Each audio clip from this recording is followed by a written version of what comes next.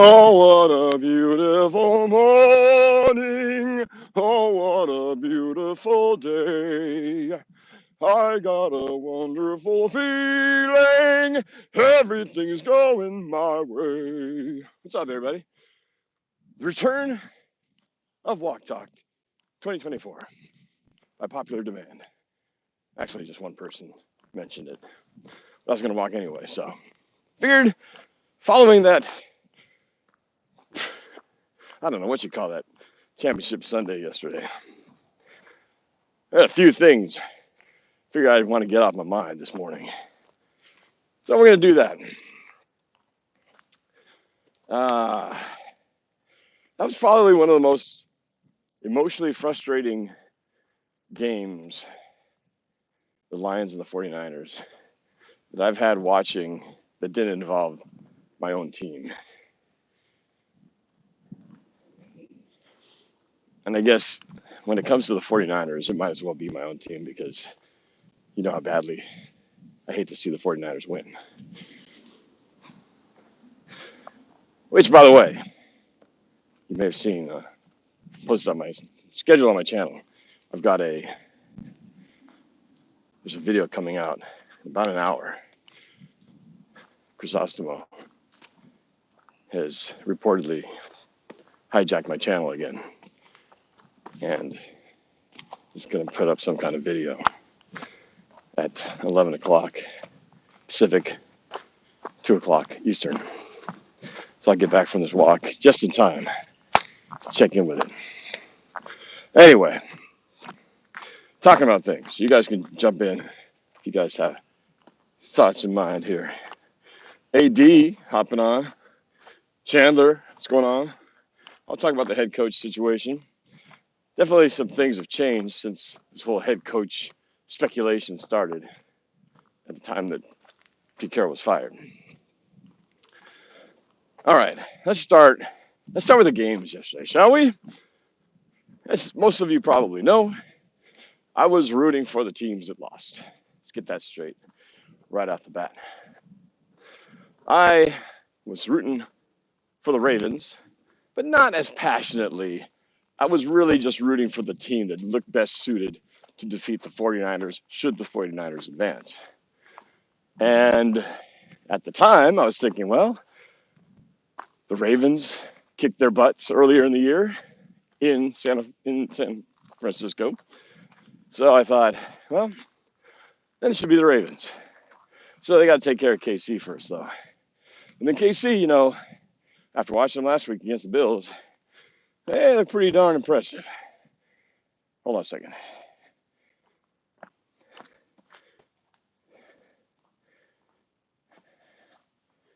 There we go. I remember watching that going, wow, Kansas City is playing their best football of the year.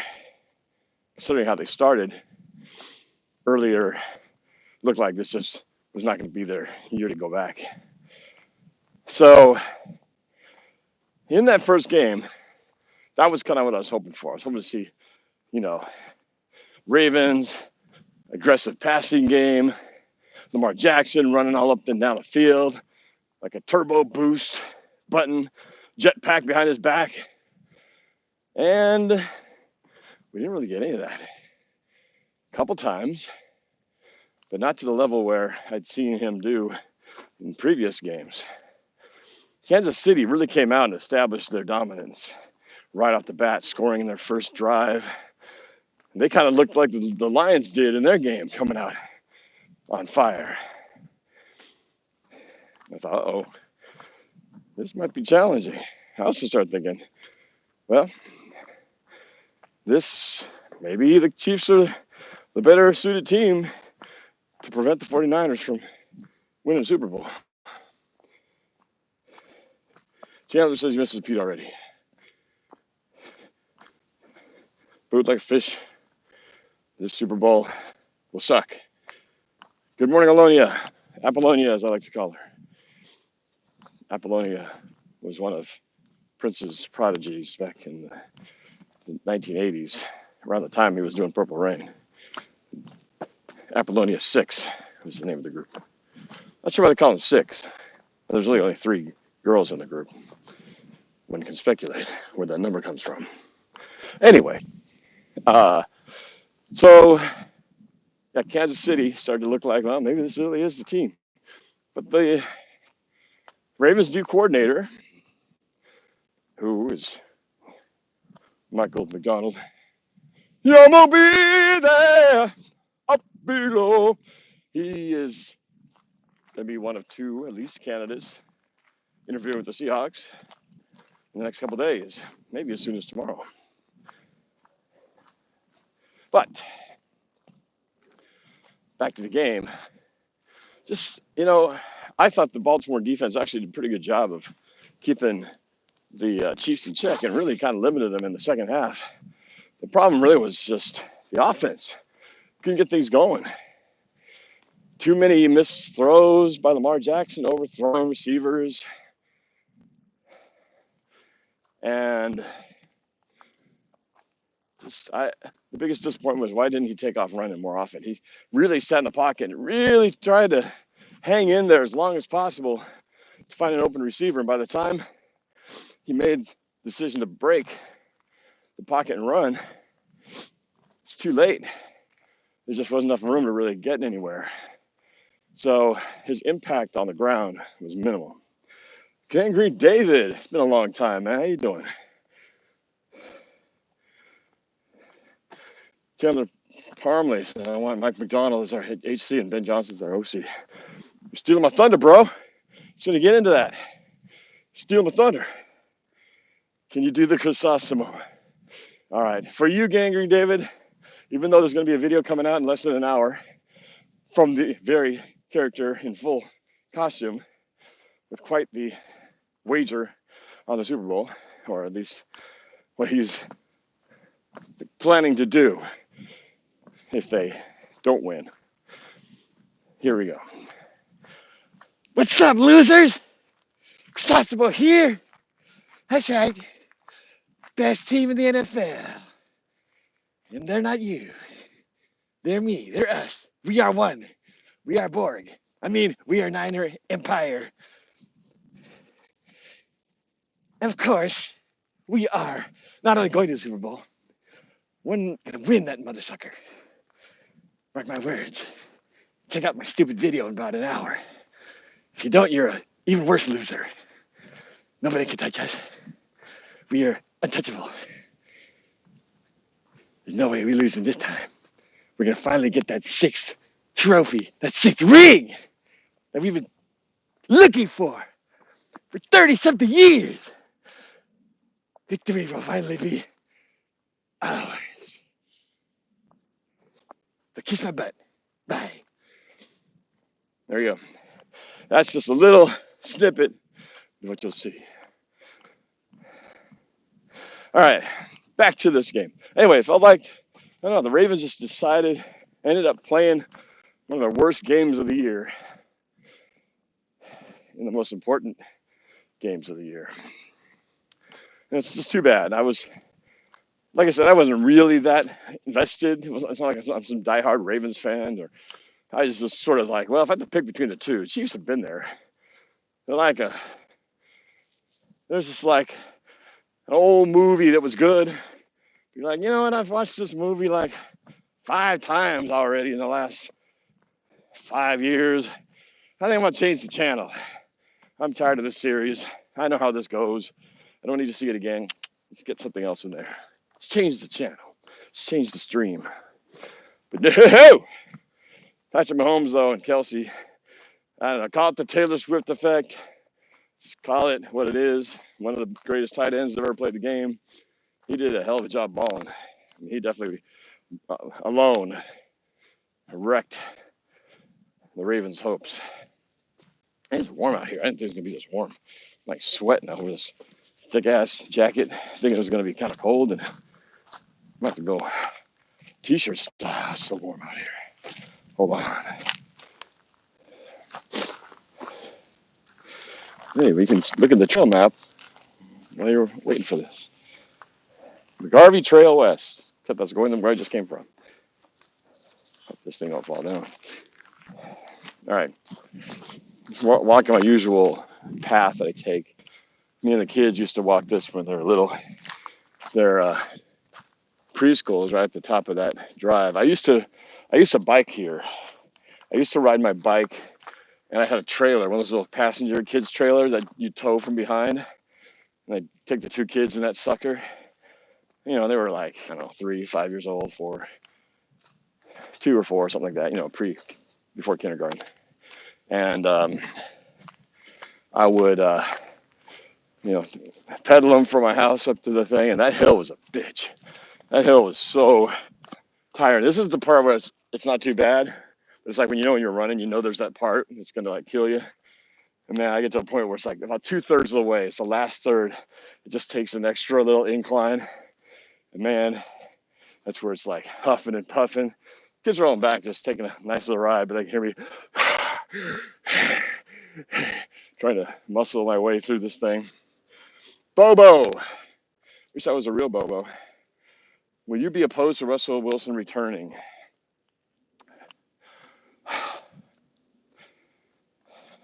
I wouldn't say 100% close the door.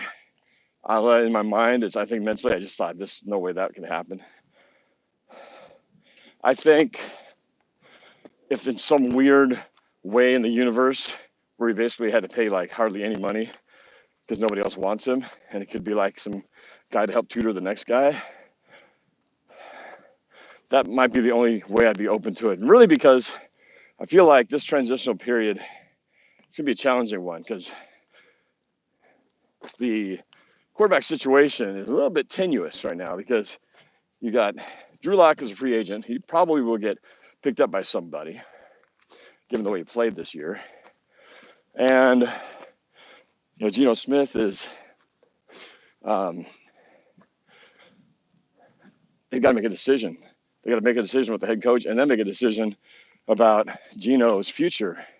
And it's not really about, is he good or good enough or whatever, but they've got this guaranteed money clause that kicks in if he stays on the roster by, I think, February 16th or something, middle of the month. And if they do, then he's guaranteed, you know, something in the double digits millions, which I'm not opposed to, but we have so many holes to fill. And I also feel that this is the year, for the first time, I've actually, the mud. This is the first time I've actually been of the mindset that we should draft a quarterback this year. It's time to start looking for the next generation. But Geno would be the perfect guy to have in place while that new guy comes up and has a year to get under his belt. Because I'm not in favor of a guy, especially if he's a, you know, not top tier guy who's ready to go, or you'd want to be ready to go. But if he's going to be a mid-first round guy and they indeed draft a quarterback, which there's no guarantee they're going to do that anyway. So it's certainly not going to be the type who's just going to go in there and take over and just hit the ground running. It's going to need some time. You know, the Jordan Love type thing. But so I think we need somebody. If they don't go with Geno, who again, I was tuning out, there is a price tag connected to this decision. If they don't keep him and Drew Lock goes somewhere else, well, what do we got? Who do we have? We don't have anybody at quarterback.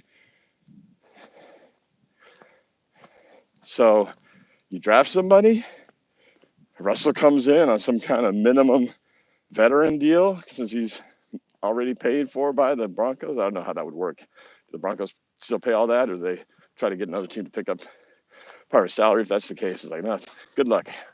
You can take your $49 million or whatever that amount came out to be, $39 million, close to $40 million. You can take that, smoke it. So we'll see how that goes in terms of that decision. But where are we here? Duran Everest. What happened to this being a family-friendly channel? Too much swear. Did I swear? Did I swear by the moon and the stars in the sky? Sorry, didn't mean to swear. Got frustrated yesterday. The Lions blew it. The Ravens suck too. And now I got to go to the Super Bowl too. And I didn't mean to swear. Anyway, voice is still hoarse from all the yelling and swearing that I did. But I apologize. You might need me to offend. I try to keep it clean as much as I can. All right. June Smith. I think Seattle should go after Kyle Trask. We'll get into a quarterback availability breakdown and a draft preview during the offseason coming up in the next few weeks. My mind's not even wrapped around that. Although Bo Nix, Michael Penix, quarterbacks with a Nix in their name, would you go for it? Would you nix that idea? If you had both those guys, if by some miracle Penix and Bo Nix were both on the board, which one, if either, would you take? Good question, right? Chandler says, have we lost fans over the years because it seems like our home games doesn't have as many fans as it used to? All right. Number of fans. I will say the number of fans is probably the same. The Seahawks will say we've had consecutive sellouts for years and years and years and years and years and years. That part is technically true. But if you look around, if you're actually in the stadium, you look around, does every seat have a butt in it? No. Still technically a sellout because you got third-party companies like DraftKings and Venue Kings and all these other Ticketmaster. You know, they buy up all those seats and then they try to sell it. So they're technically bought. They're just not been sold. Not all of them. But they're still considered sellouts. But what has changed is the quality of fan that is now the prominent socio-economic group in the stadium. What I mean by that is, if you ever talk to Mark Collins, he will talk your ear off about this very point. But I agree with him. The Seahawks back in the day in the Kingdom, those tickets were still too expensive even for my family till I got out of college. But for those who went, you know, it was not as cheap as the Mariners, but you could afford to take your family to a game if you were so inclined to do so. Look, more muckety muck.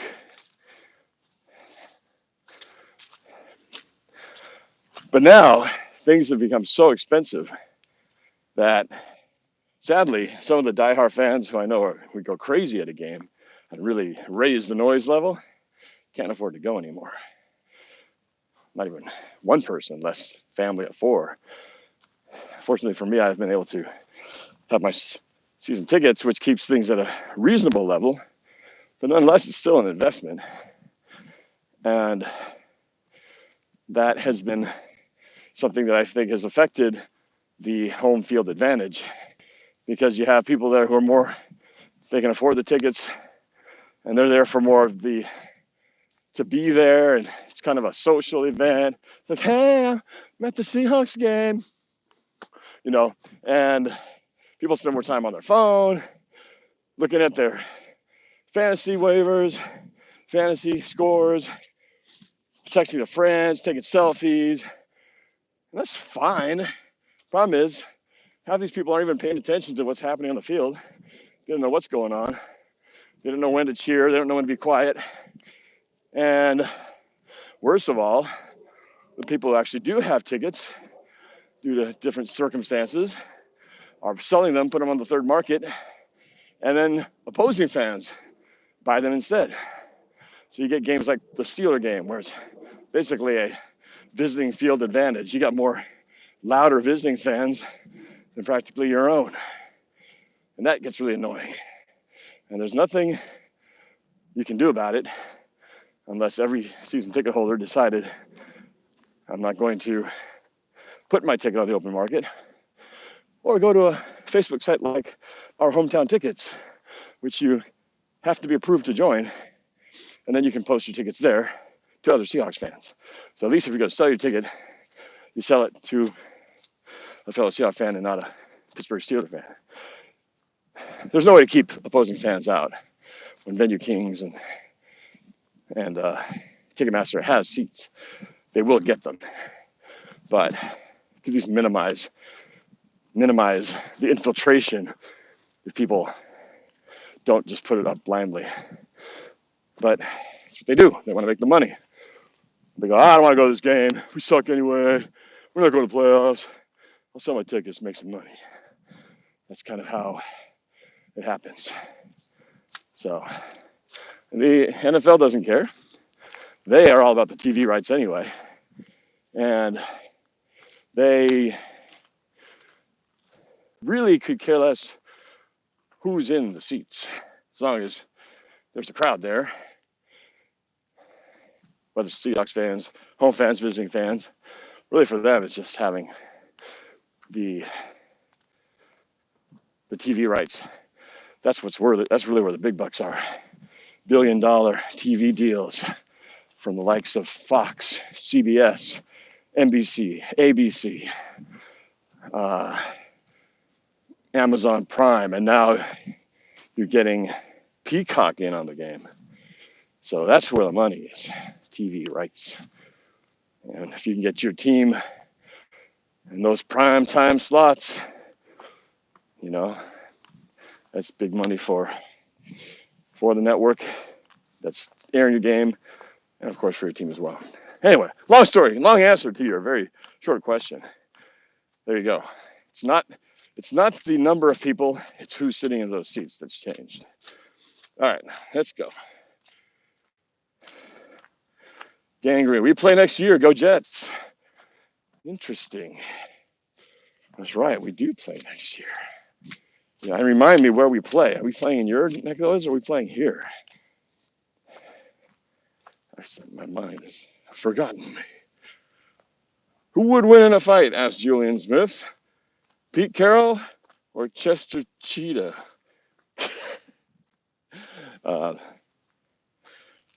If we're talking about a mascot, which I think you are, I mean, those mascots are in pretty damn good shape. Those guys have to I know Pete Carroll's got a lot of energy.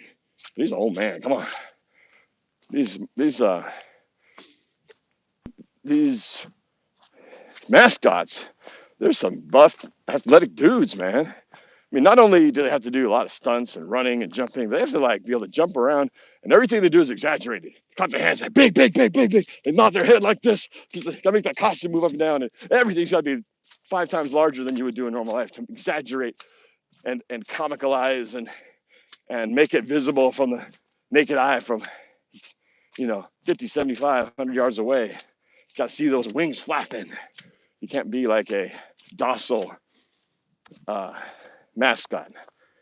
So there's my answer to your very funny question. Grug, I think 49ers have to be investigated for steroid use and human sacrifices. I agree. That's a very hidden controversy that nobody's talking about. And we need to bring that out to the open. Bobo, as a 49ers fan, Bobo's a 49er fan. Say it ain't so. I had visions of Jake Bobo style in my head, and instead it turns out to be takes the mask off, the Jake Bobo mask. Surprise! What does he say? We are terrified of Russell Wilson. He is 10-4 against us. That's ownership. I know. Let's just bring Russell Wilson in for the 49er games. Let him play twice a year. Can we do that? Have a 2-game contract? The rest, you're going to take a day off from your other team and throw on a Seahawks uniform just when we play the 49ers. Can it work? Randall. Oh, God, Randall's here. My whole walk talk chat is being infiltrated by 49ers fans. And me! Don't forget about me, motherfucker. He says, Norb! I can still smell Randall's alcohol celebration on his breath as he's typing this. Norb! Can't wait for the video. I'm sure it's going to be awesome. Damn right. It's going to be awesome. It's going to be awesomer than the most awesomest video. That's right. I said it. Jim Smith. So see, let's try and get Jim Zorn to come back. I remember last time he had a NFL gig. He was a quarterback coach for the then Redskins. I don't know if he's even had anything since then. He might be done. I saw him last time. He just had an ankle replacement. He was playing some golf, I believe, into a golf tournament. I know, he just didn't look like a guy who was ready to jump into the coaching scenario.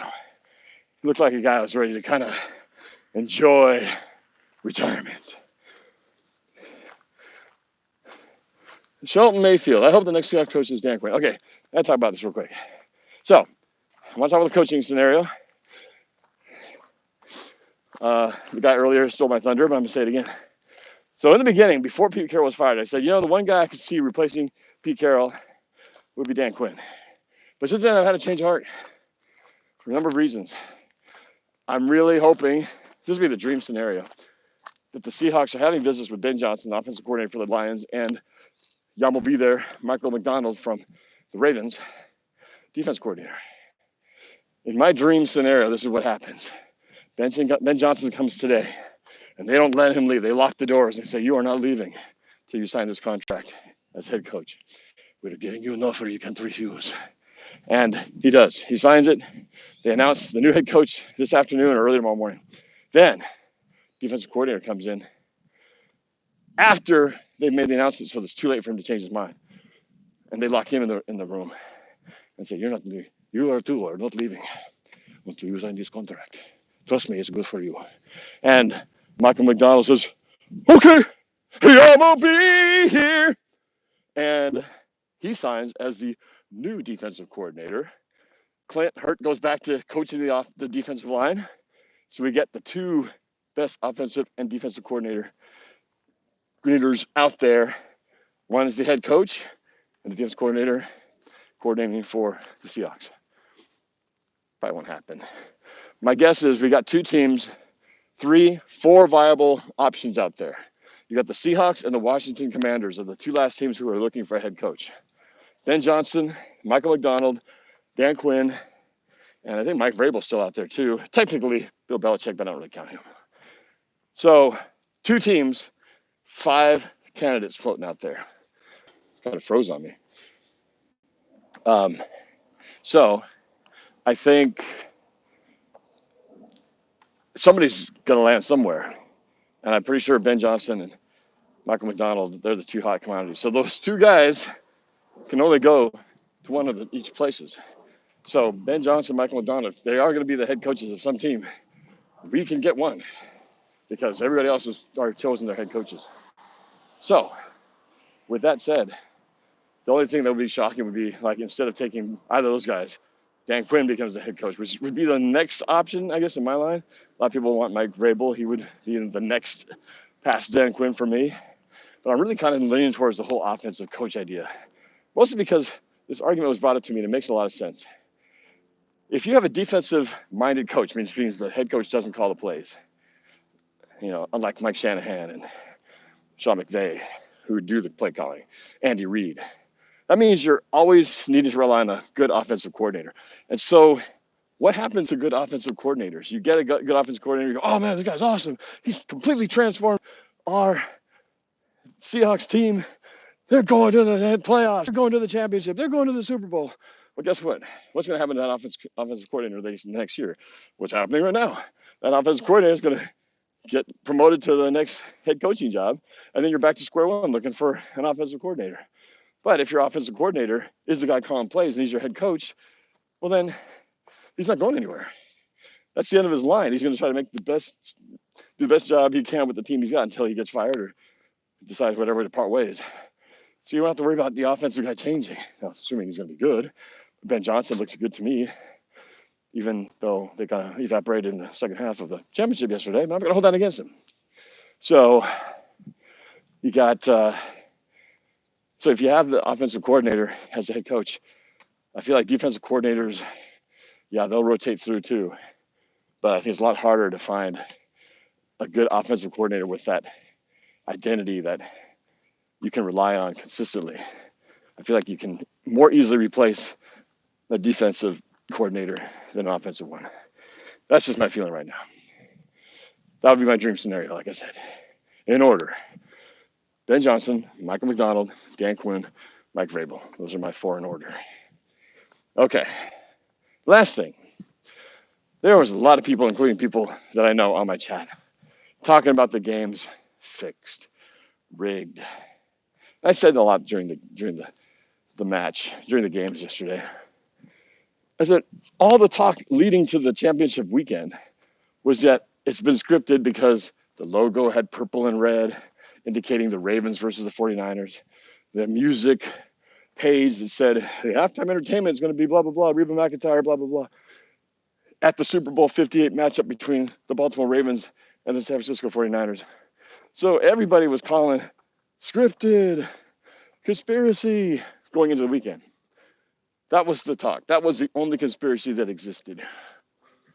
But then, as soon as the Chiefs started coming out and winning, then everybody started changing their script of what's scripted and saying, oh, it's scripted. They want Taylor Swift because she's going to bring them the revenue to the Super Bowl, which is true.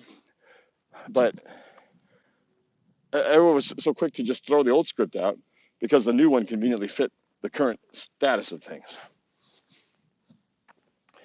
And let me just set the record straight for myself. You can believe what you want because people are going to do that. People believe the earth is flat. Nobody can talk them out of it, no matter how much evidence you show.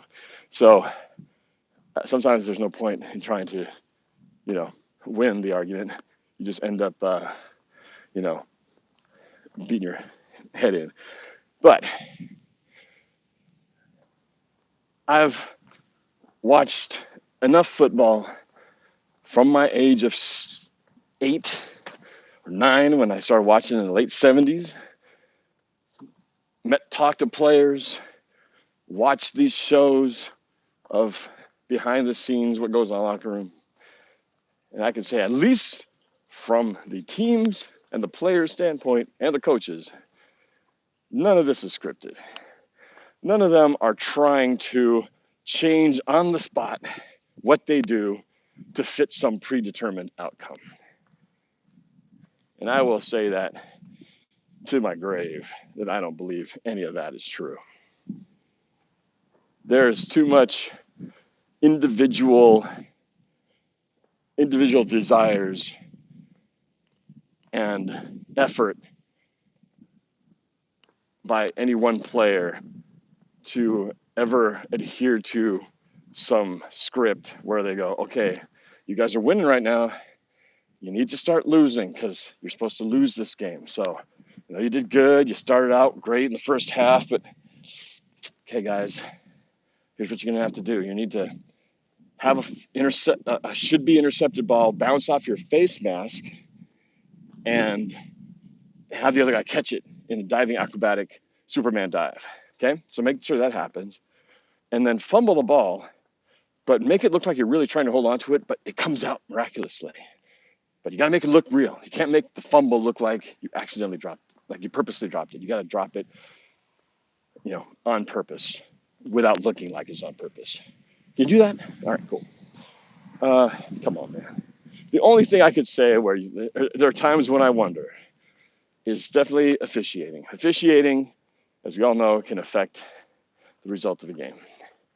And there are times when there's blatant calls not called. There are definitely some questionable calls in the Ravens game. There was definitely at least one hold in there, an offensive or a defensive holding on a receiver they didn't call. And I still think we got screwed too in Super Bowl 40 by the officials, by some bad calls. But do I believe that it's because they're being paid off and on purpose trying to help a team win at that moment? I don't think so. I don't buy into that they are following some script, some mandate, some guy up on the radio talking to their ears saying, you got to find a holding call right now, man. This has got to stop. Or that offense has to score. Do not call pass interference no matter what happens. Don't call it. Because these guys get reviews too. And if you make bad calls, there are referees do get reprimanded. We don't see it, But I know there are policies where they get their jobs reviewed, and there are consequences for bad calls, and that's why they have meetings in the off season to talk about rule changes and a point of emphasis. So do I think the refs do a good job all the time? No. They definitely do make bad judgments, but they're also human beings that have to make a split-second call.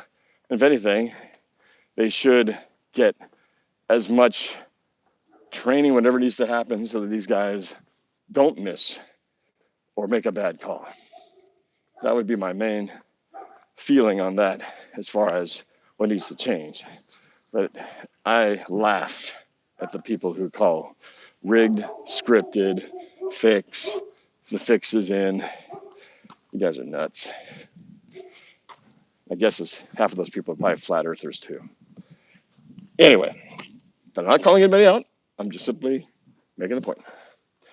All right, let me just bang through some of these last minute comments. My Chrysostomos hijack video reportedly drops in 28 minutes. All right, let's just scroll through real quick and fire through these questions. I hope the next Seahawks coach is Dan Quinn. I already talked about that. I don't think DK Metcalf will want to hang around until a young QB develops. Well, I don't know if he's paid a lot. Kirk Cousins. I don't know what's going to take to get Kirk Cousins. He's actually a pretty good quarterback. He's just one of those guys. He's kind of like dare I say it, he's the other quarterback who's white in a purple uniform. We just can't seem to win the big one. Can I say that without getting in trouble? I think I can. Bobo, get Trey Lance or Jimmy G. That will piss Kyle Shanahan off.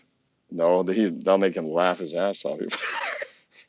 You got Trey Lance and Jimmy G? Good luck. No thanks. I've had enough of my talking about that. We should trade Jamal Adams for some picks or a young quarterback. Who's going to take a trade for Jamal Adams? How high is... This is the other thing that's funny. I think people always say, oh, we should trade blah, blah, blah. Just say that. You got to remember, there's another party on the other end who has to actually want the trade.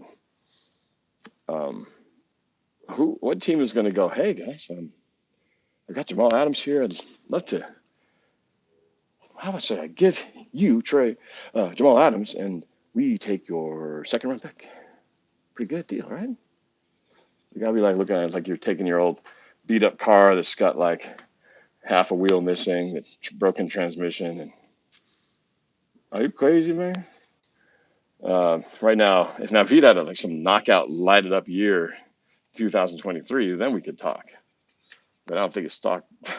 You'd have to like sell him high and say, okay, I know he's been broken for the last 3 seasons, all right? Pretty much a bust, but he's going to come back big time next year. Whoever doesn't get him is going to be like looking at it like, man, should have gotten Jamal Adams. That was a big miss. And they'll come back and say, then why did you guys just re-sign him? Oh. Anyway, let's talk about something else. Alena, after what he said, I don't want Russell Wilson here. Going to a winning city, really? No. I said the B word? What? I say butthole? Bunghole? I apologize. That one slips out every once in a while.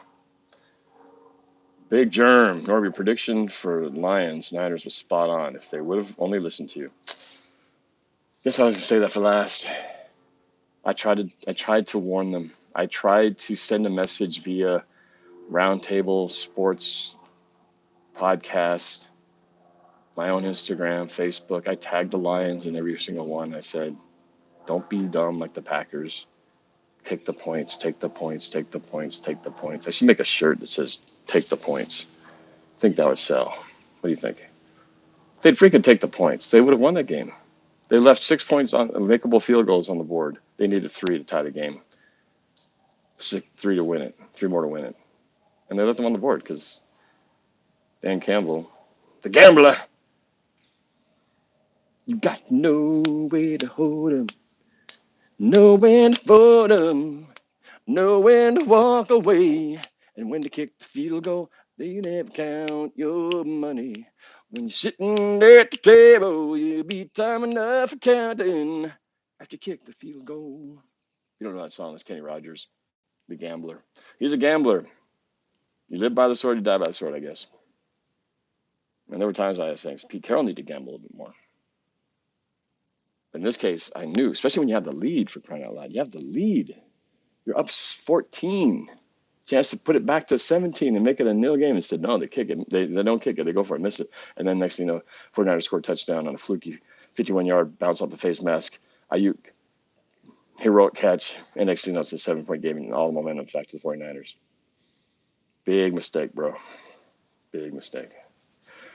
Jerron Evers forgave me. Thank you. I'll try not to do it again, I promise. Patrick, don't want injury-prone Penix. But Hoopfest says, I do want Penix. Bobo said, Penix failed the big time in the national championship, then he faked an injury as an excuse. Alena Penix, however, his torn ACL has a concern for longevity. I am concerned about that because he was standing behind the best offensive line, arguably in the country, one of the best. And once the pressure started to get to him, he was not the same. And that concerns me because there ain't going to be no offensive line like that here in Seattle. Bobo, that's why the NFL loves Taylor Swift. I'm catching up big time late on all this. John Johnson, good morning, NorbCam. Still hurt. Sad that my Ravens lost to the Chiefs. I feel sorry for you. You know what I feel more sorry for is the fans. I really feel for the fans, especially the teams who just haven't had a taste of that your glory of even being to the Super Bowl. Because we were that team for a long time.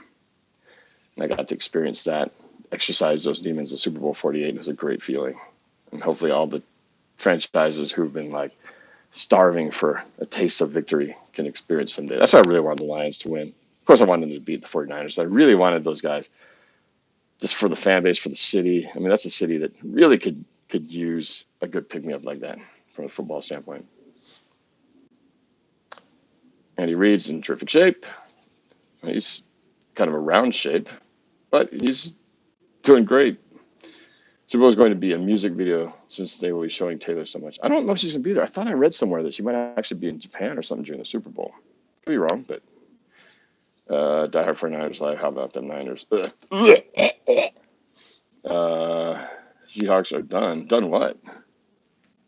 As far as you guys are concerned, we've been done for the last couple of years. There's only one place, and that's up. And it will eventually happen. Eventually, the 49ers are going to where you guys struck gold on that.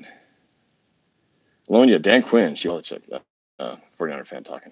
Randall, for like the first more than half the games, and then the team fell apart, and it still makes no sense to me. How do you start like 9-1? I mean, they were rolling, and then they just, I don't know, but they were rolling by the skin of their teeth. They weren't dominating, just had a really good record, but maybe it was just false advertising. Jordan says we're closing in on Dan Quinn, though. Bobo may not be scripted, but the refs do call PIs in Patrick Mahomes' favor. And quarterbacks like him definitely get the roughing the passer call. You don't get as many roughing the passers on guys like Lamar Jackson and the Bills quarterback, Josh Allen. Scripted, no controlled. Most definitely. Oh, Kansas, that's a subscriber of the conspiracy theory. Nick, it's annoying when people say every player and ref is on script. No proof. Alena says it. KJ said it's controlled, not scripted. Interesting take. Trenton, what's up? Chandler, ready to have a head coach. Yeah, we'll have it soon this week, I believe. Alena Dahl, Super Bowl 40 was the exception. Normally, the coach is fired when they complain about the refs. Holmgren didn't. Even Roethlisberger said he didn't get in that touchdown. No, there were a lot of bad calls in that game. Almost maybe a conspiracy theorist. Oh, coach is fined. Yeah, he said, what he said in the sort of the post Super Bowl return fans event, he said, when we went to Super Bowl 40, I knew we'd be playing the Pittsburgh Steelers. I didn't know we'd be playing the guys in the black and white stripes too. That was his message. Ref still apologizing for bad calls in that game. Alena is here. Hey, the Drifter. Mabuhay, what's up? Well, you should do that, Norb. I'm not sure what that is. I'm getting his comments like 15 minutes after I said them. Calvin Bowen, what's up? Tell the P.